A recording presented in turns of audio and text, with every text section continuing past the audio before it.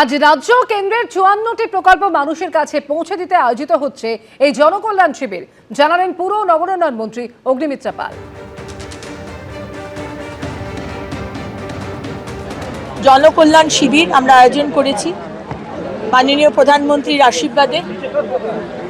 আজকে ৫৪টি রাজ্য এবং কেন্দ্রের প্রকল্প, যার সুবিধে আগের সরকার বন্ধ করে রেখেছিল। আজকে আমাদের নতুন সরকার আসার পর আগের সরকারের সুবিধে এবং কেন্দ্র সরকারের সুবিধে কাউকে বাদ দেওয়া হয়নি।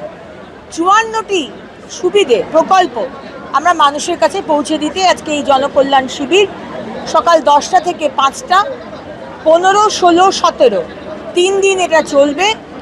কিন্তু 17-র পরেও কিছু কিছু ফর্ম বড় অফিসে পাওয়া যাবে, তাই 15, 16, 17 এই 3 দিন এই সুবিধাটা অ্যাভেল করুন।